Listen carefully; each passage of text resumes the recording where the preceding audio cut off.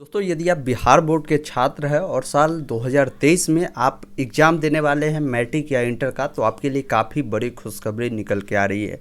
क्योंकि बिहार बोर्ड द्वारा मैट्रिक और इंटर दोनों का परीक्षा फॉर्म भरने का जो डेट है जारी हो चुका है और साथ ही परीक्षा फॉर्म भी जारी हो चुकी है। यहाँ पे काफ़ी सारे छात्र मिस्टेक क्या करते हैं, मैट्रिक इंटर का जब भी आप एग्जामिनेशन फॉर्म भरते हैं तो कोई भी अगर आप मिस्टेक करते हैं तो इसी बेस पे आपका फाइनल एडमिट कार्ड आता है एग्ज़ाम को लेकर। इसमें अगर आप गलती नहीं करते तो आपका जो एडमिट कार्ड आएगा उसमें किसी भी प्रकार की आपकी गलती नहीं होगी।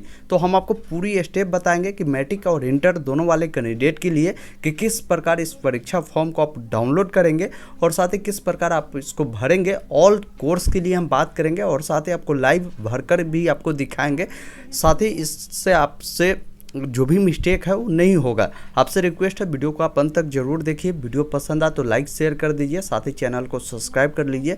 आने वाले हर एक वीडियो की नोटिफिकेशन आपको मिल सकेगी। सबसे पहले समझते हैं कि परीक्षा फॉर्म डाउनलोड आप कैसे करेंगे, उसके बाद हम परीक्षा फॉर्म भरने की प्रोसेस आपको समझाएंगे। सबसे पहले आपको आना होगा ऑनलाइन अपडेट stm.in के ऑफिशियल वेबसाइट पे। इस वेबसाइट पे आने के बाद यहाँ पे आपको सर्च का भी ऑप्शन मिलेगा या लेटेस्ट अपडेट में आपको मिलेगा बिहार बोर्ड स्कूल एग्जामिनेशन, जहाँ से परीक्षा फॉर्म डाउनलोड कर पाएंगे। मोबाइल से करेंगे तो 3 लाइन मिलेगा जिस पे आप क्लिक करके एक ऑप्शन अदर का मिलेगा, जिस पे क्लिक करके भी आपको यहाँ पे ऑप्शन मिलेगा बिहार स्कूल एग्जामिनेशन फॉर्म। जिस पे आप क्लिक करेंगे तो एक आर्टिकल मिलेगा जिसमें हमने सारी जानकारी को बता रखा है कि परीक्षा फॉर्म कब से कब तक भरे जाएंगे, जिसका नोटिफिकेशन भी यहाँ से डाउनलोड करेंगे। मैट्रिक इंटर दोनों का परीक्षा फॉर्म 15 सितंबर से भरना शुरू हुआ है, 25 सितंबर तक भरा जाएगा। इसका जो चार्ज है इंटरमीडिएट वाले का 1400, जनरल और BC2 वाले के लिए है और SC ST BC1 वाले के लिए 1140 है। वही इंटर मैट्रिक वाले के लिए बात कर ले तो जनरल और BC2 के लिए जो फ़ी है आपको 950 है और SC ST BC1 वाले जो भी कैंडिडेट है 835 रुपये आपको देने होंगे। नीचे स्क्रॉल करेंगे आपको यहाँ पे फॉर्म इंपॉर्टेंट लिंक वाले सेक्शन में देखेंगे आपको 10th वाले जो भी कैंडिडेट है अपना फॉर्म आप इस पर क्लिक करेंगे तो आपका जो एग्जामिनेशन फॉर्म है जो इस प्रकार डाउनलोड होकर आएगा, जो कि देखेंगे आपका एग्जामिनेशन फॉर्म 2023 के लिए है। वही कोई कैंडिडेट इंटर का है, यहाँ पे इंटर पे काफ़ी सारे लिंक आपको प्रोवाइड किए गए हैं। जैसे साइंस वाले जो भी कैंडिडेट है आप साइंस का फॉर्म जब इस पर क्लिक करेंगे तो आपके सामने खुलकर आएगा और ये फॉर्म आपके सामने यहाँ पे रहेगा। तो यहाँ पे देखेंगे ये फॉर्म जो है साइंस वाले कैंडिडेट के लिए फैकल्टी साइंस है और एग्जामिनेशन 2023 है। वही आर्ट वाले जो भी कैंडिडेट है इस पर क्लिक करेंगे और आपका जो फॉर्म है यहाँ से डाउनलोड होगा, जो कि आप देखेंगे यहाँ पे आर्ट लिखा रहेगा और आपका जो एग्जामिनेशन फॉर्म 23 का रहेगा। इसी प्रकार कॉमर्स वाले कैंडिडेट इस पर क्लिक करके इस प्रकार इस फॉर्म को डाउनलोड करेंगे। उसके अलावा जो वोकेशनल वाले हैं आप इस पर क्लिक करके आप फॉर्म को भर पाएंगे। देखिए फॉर्म भरने की जो प्रोसेस है यहाँ पे आप समझिएगा, साइंस कॉमर्स और आर्ट तीनों वाले और मैट्रिक वाले के लिए भी हम बात करेंगे। सबका जो है फॉर्मेट सेम है, सिर्फ और सिर्फ समस्या आपको यहाँ पे होगा जो सब्जेक्ट आपको चुनना है। जहाँ पे हम आपको वो भी बताएंगे कि कैसे आप सब्जेक्ट का सिलेक्शन करेंगे ताकि आपका कोई भी मिस्टेक ना हो। आइए जानते हैं इसका फॉर्म भरने की जो प्रोसेस है कैसे आप कंप्लीट करेंगे। तो सबसे पहले आप जिस भी संकाय के कैंडिडेट है उसका फॉर्म डाउनलोड करिए और मैट्रिक वाले हैं तो मैट्रिक का डाउनलोड करिए और आप भी प्रोसेस को समझिए, हम जो प्रोसेस आपको समझा रहे हैं। जैसे अगर मान लीजिए कोई फॉर्म हम एक लेते हैं और आपको भरकर आपको दिखाते कैसे इसको भरना है। जब इस फॉर्म को आप प्रिंट करेंगे तो कुछ इस प्रकार देखने को मिलेगा, क्लियर लिखा हुआ है कि परीक्षा आवेदन केवल अंग्रेजी के बड़े अक्षरों में ही भरे जाएंगे। साथ ही प्रत्येक शब्द के लिए एक बॉक्स बनाए गए हैं, उसी बॉक्स में आपको लिखना है। और एक चीज़ क्लियर लिखा हुआ है कि परीक्षा आवेदन पत्र के सभी विवरण जो आपको डालनी है, आपका जो भी रजिस्ट्रेशन स्लिप है जिसके अनुसार डालनी है। अभी तक आपने रजिस्ट्रेशन स्लिप डाउनलोड नहीं किया है तो घबराना नहीं है। रजिस्ट्रेशन स्लिप आप कहाँ से मिलेगा, तो ओरिजिनल रजिस्ट्रेशन स्लिप आपके कॉलेज में उपलब्ध करा दी गई है, स्टूडेंट जाकर वहाँ से भी डाउनलोड कर पाएंगे। या हम वीडियो डिस्क्रिप्शन में आपको लिंक दे दिए हैं जहाँ पे क्लिक करके आप अपना रजिस्ट्रेशन स्लिप को डाउनलोड कर पाएंगे। रजिस्ट्रेशन स्लिप में ही आपका जो स्कूल का रोल कोड है वो मेंशन रहता है। रोल कोड अगर वहाँ भी नहीं मेंशन रहता तो रोल कोड निकालने का एक और तरीका है, आप गूगल में अपना कॉलेज का नाम लिखेंगे और उसका एड्रेस लिखेंगे, साथ ही यहाँ पे रोल कोड मेंशन कर देंगे तो आपका जो कॉलेज का रोल कोड है वो आपके सामने खुलकर आ जाएगा। दूसरा है, आपने रजिस्ट्रेशन स्लिप अगर डाउनलोड किया होगा जो कि इस प्रकार देखने को मिलेगा, आपका रजिस्ट्रेशन स्लिप उसमें आप देखेंगे तो आपका जो कॉलेज का रोल कोड है वो मेंशन कर दिया गया रहता है, तो आप उसको डाल सकते हैं। अब आइए जानते हैं कैसे इसको भरना है। तो रोल कोड आप वहाँ भी डाल सकते हैं, या नहीं तो आप अपने कॉलेज से भी इसको पता कर सकते हैं। कॉलेज का जो भी नाम होगा जो कि क्लियर लिखा हुआ है, name of the 10+2 school, college का नाम जो कि इंग्लिश में लिखना है। तो एक अक्षर आपको एक ही बॉक्स में डालना है। जैसे अगर मान लीजिए कोई कॉलेज का नाम जो भी है, तो एक अक्षर इसमें डालेंगे, एक इसमें डालेंगे, उसके बाद कुछ स्पेस है तो उसके लिए एक बॉक्स छोड़ेंगे और कॉलेज लिखेंगे, और साथ ही उसका जो एड्रेस होगा वो एड्रेस पूरा डाल देंगे।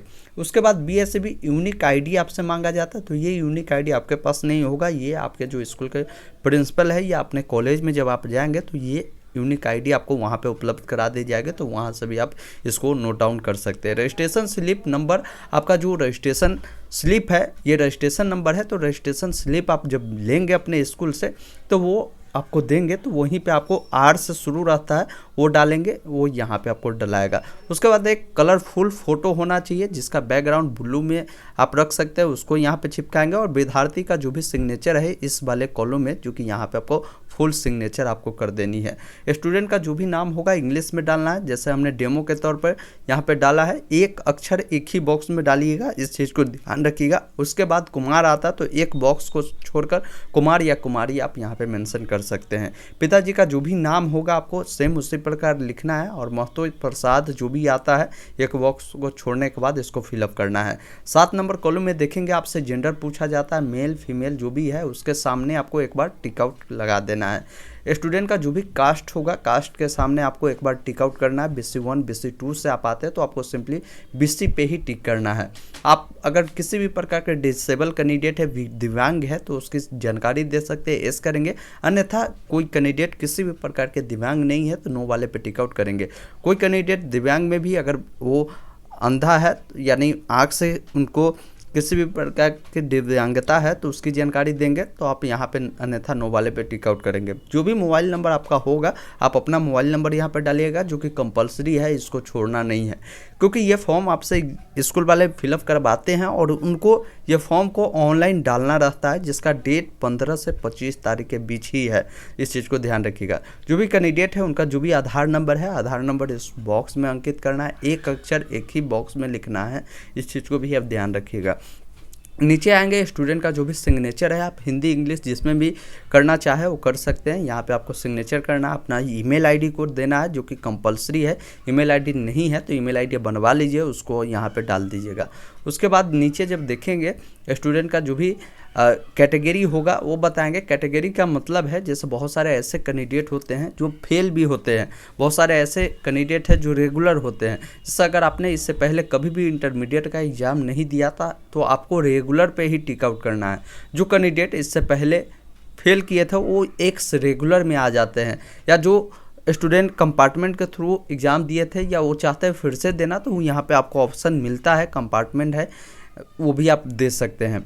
यहाँ पे देख सकते हैं जो भी स्टूडेंट है उनका मैरिड स्टेटस पूछा जा रहा है। अगर शादी हो चुका है तो मैरिड पे टिक आउट करेंगे, अन्यथा अनमैरिड पे टिक आउट करेंगे। तो ये फॉर्मेट जो है इंटर और मैट्रिक जो भी है, इंटर का जो भी संकायक है, ये फर्स्ट पेज आपको इतना सबको डालना ही है। जैसे ये फॉर्म अभी हमने कॉमर्स का दिखाया, सेम आर्ट का भी इतना डालना है, और साइंस वाले जो है उनको भी इतना डालना है, और मैट्रिक वाले जो है उनको भी इतना डालना है। अब यहाँ से जो है आपका जब सेकेंड पेज आता है, जहाँ से समझना ज़रूरी है, साइंस कॉमर्स आर्ट सबके लिए हम बात करेंगे। तो चलिए हम सेकेंड पेज आपको दिखाते हैं कैसे उसको डालना है। यहाँ तक जो है जैसे 20 नंबर कॉलम तक सबको भरना एक ही तरह है, समझिएगा। जैसे अगर मान लीजिए आप इंटरमीडिएट के कैंडिडेट है तो इससे पहले आपने जो भी एग्ज़ाम दिया था तो वो मैट्रिक का दिया होगा, तो मैट्रिक आपने किस बोर्ड से पास आउट किया है। बहुत सारे कैंडिडेट बिहार बोर्ड के होंगे तो बिहार स्कूल एग्जामिनेशन पटना आप लिख सकते हैं, या उसी को शॉर्टकट में BSEB आप लिख सकते हैं और पटना आप लिख दीजिएगा। उसके बाद देखेंगे आपने जो भी 10th की पढ़ाई किया था उसका जो भी रोल कोड होगा, रोल कोड इस वाले कॉलम में डालना है, रोल नंबर इस वाले कॉलम में डालना है, और आपने किस साल पास किया उसकी जानकारियाँ बताएंगे।